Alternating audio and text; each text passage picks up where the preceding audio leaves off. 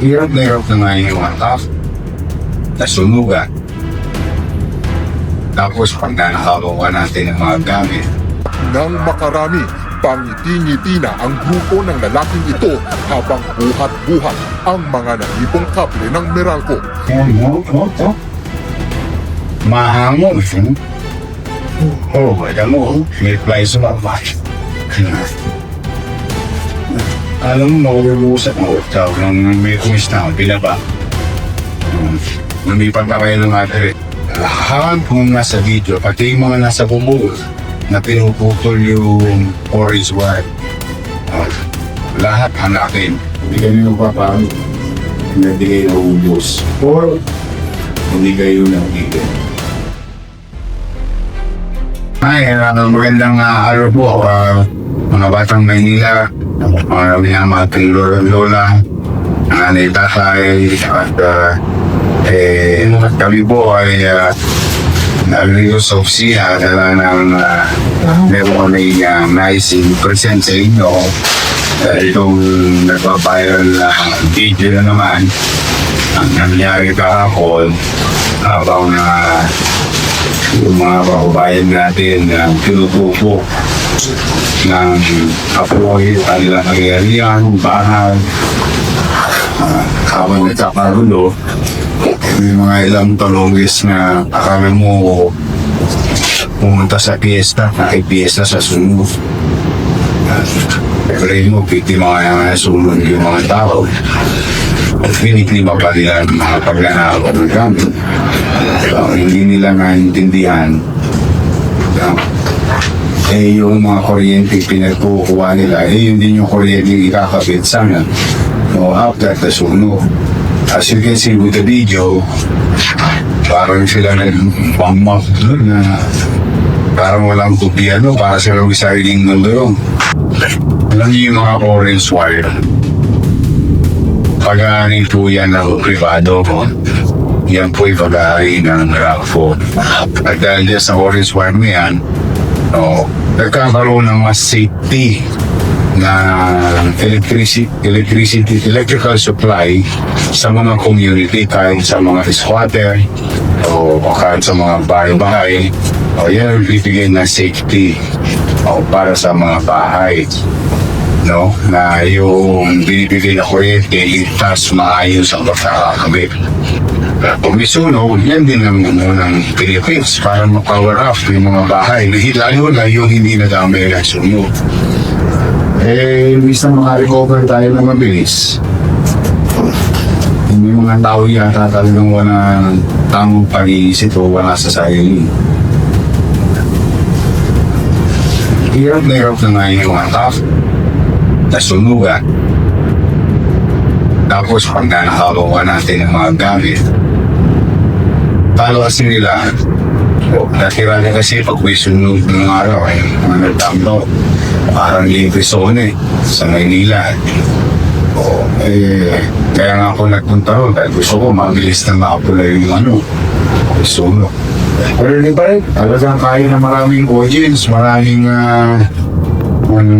mga pulis ang lukas sa mga loob nito.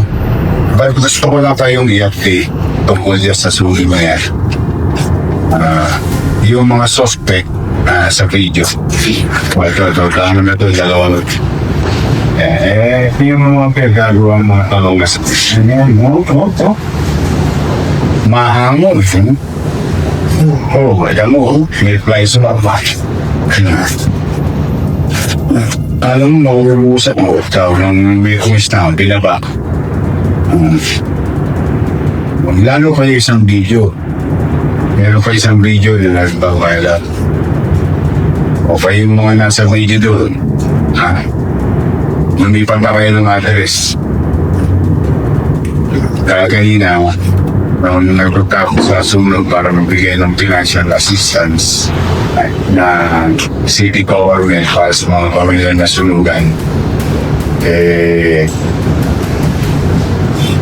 In-orderan ko si Colonel Belio. Lahat kung nasa video, pati yung mga nasa bubong na pinuputol yung orange wire. Lahat hanakin. Kaya payo ko sa inyo, magsialis na kayo dyan sa Walanguay. It's a matter of time. Uhuli kayo ng agad. At papapanagutin ko kayo sa mga tao. So anyway, nandito po. Ano dito? Kaya get mo. Yes. So yun na lang so strict ngayon. Maraming mga nakabit sa kilala ko yung joke ng Makati yung ano. Joke na walk mo. Smooth ka. Ilang taon niya ako ulit. Dito. Ganyan namin.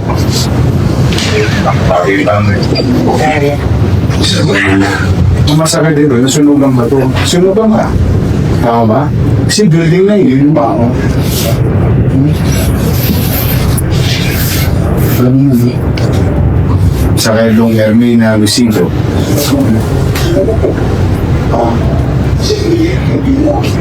Na ito po yung dalawang nasa video. Yung isang uri naman ng video, parang main fiesta, pinapahanap na kuna.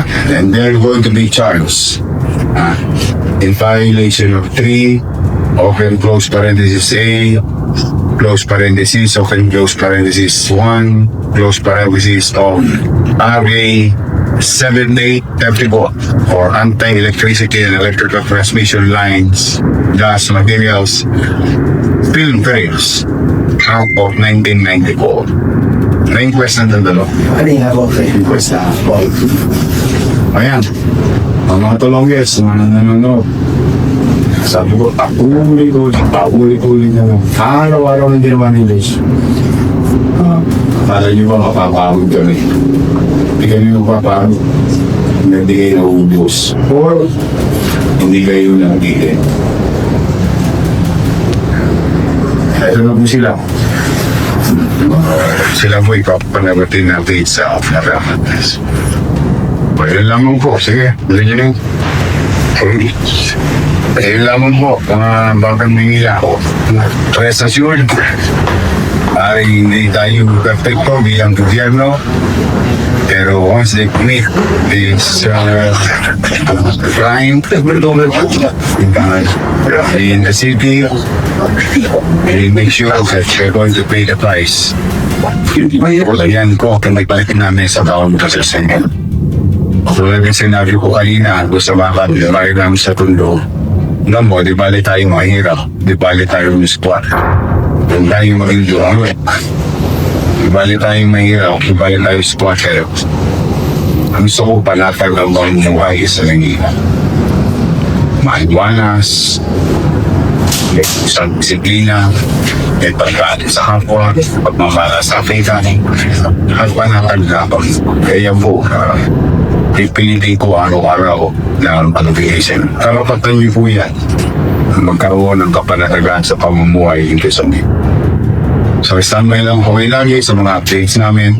At kung kinakailangan mag-talk to the people kami like this, gagawin po namin. At kung sakasakaling, ay kayo yung may mga kakailanganin o may mga insidente na sa tingin ninyo kailangan mabigyan ng justisya, o ipadala nyo lang po sa amin.